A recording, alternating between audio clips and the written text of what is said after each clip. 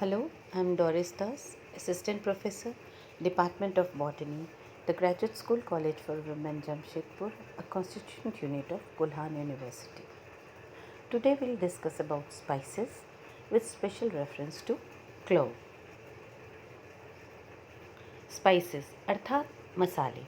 मसाले जो हैं वो नेचुरल पौधे या प्राकृतिक पौधे होते हैं या फिर उन पौधों का कोई एक हिस्सा जो कि पूरे या फिर पाउडर फॉर्म में उसको खाने में फ्लेवर, अरोमा और टेस्ट बढ़ाने के लिए इस्तेमाल किया जाता है। इन स्पाइसेस में एरोमेटिक एसेंशियल ऑयल्स होते हैं और उन्हीं की वजह से इनकी वैल्यू होती है।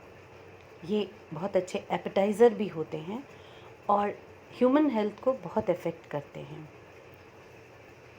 हमारे जो डाइजेस्टिव एंजाइम्स हैं, एमाइलेज, हेक्सोअमीन्स और न्यूरामिनिक एसिड, इन सब का सिक्रीशन भी ये बढ़ा देते हैं जब ये खाने में उपस्थित होते हैं। कहा जाता है कि भोजन चखते के साथ अगर वो स्वादिष्ट हो तो मुंह में पानी आने लग जाता है।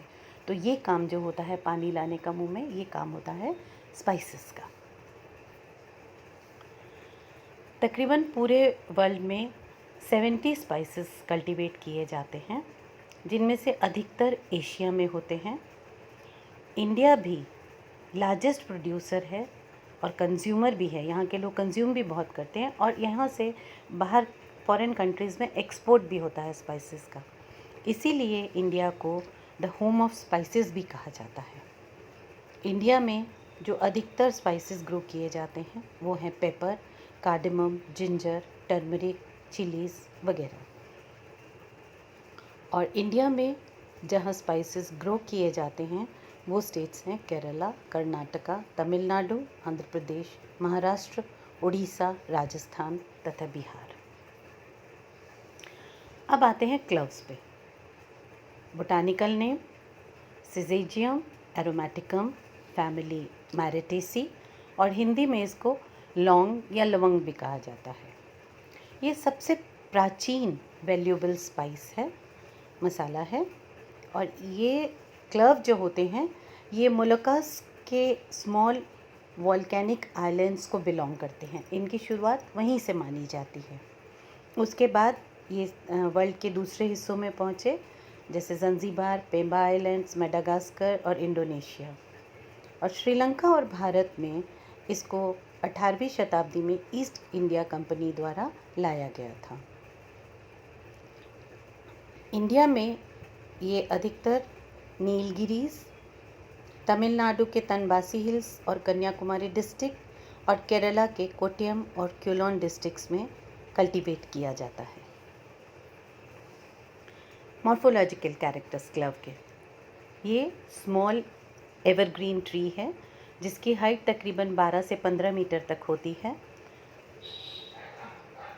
बहुत सारी ब्रांचिंग होती है, ब्रांचिंग बहुत अधिक होती है, नीचे से लेके ऊपर तक पूरी ब्रांचेस मिलती हैं।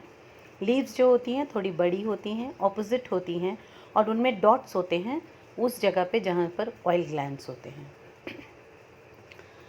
फ्लावर्स जो हैं एकदम गाढ़े लाल रंग के होते हैं और टर्मिनल साइन्स होते हैं। जो राइपन फ्रूट होता है वो ड्रूप होता है और वो थोड़ा पर्पल रंग का होता है, जामुनी रंग का। और जो सीड्स है वो ओब्लॉन्ग लंबे होते हैं और उनके एक तरफ में ग्रूव होता है।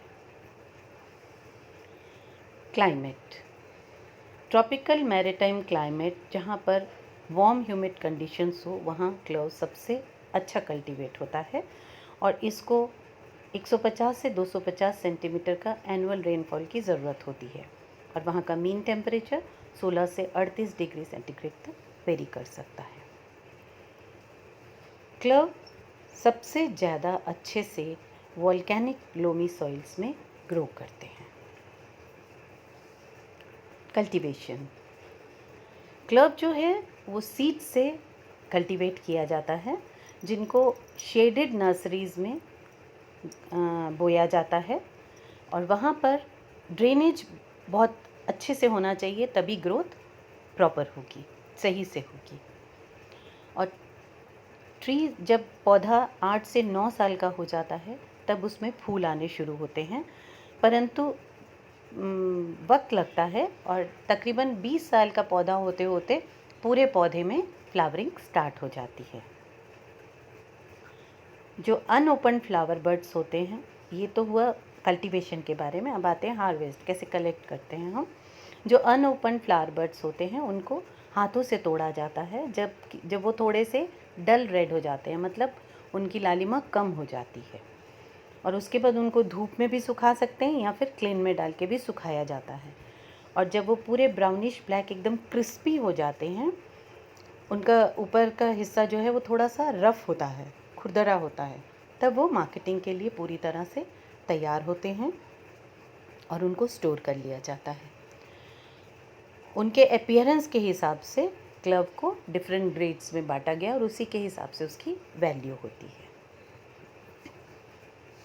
ये देखिए, आप देख रहे हैं एक क्लव का पौधा जिसमें लाल रंग के क्रिम्सन रेड फ्लावर्स भी आपको दिखाई दे रहे हैं। अब आते हैं इसके यूजेस पे। हम लोग अभी आगे पढ़ चुके हैं कि क्लव्स में बहुत ही अच्छा फ्लेवर होता है, फाइन फ्लेवर होता है और एरोमेटिक, बहुत सुगंधित होता है, और ये एक स्पाइस के रूप में हमारे खाने में इस्तेमाल होता है, मसाले के रूप में होता है। इसमें ये स्टिमुलेंट होता है और इसकी कार्बोनेटिव प्रॉपर्टी भी होती है, जिसकी वजह से पेट की जब प्रॉब्लम होती है तो उसमें भी इसका इस्तेमाल किया जाता है। बहुत सारे लोग पान में भी लौंग डाल करके खाते हैं। बीटल नट च्यू अर्थात पान। ये बहुत अच्छे प्रिजर्वेटिव भी होते हैं और इनमें एंटीऑक्सीडेंट प्रॉपर्टीज़ भी होती है, और इसी की वजह से इनको टॉनिक ड्रग्स में भी इनका इस्तेमाल किया जाता है ताकि बॉडी फंक्शंस इम्प्रूव कर सकें। कॉस्मेटिक इंडस्ट्री में भी इसका इस्तेमाल होता है।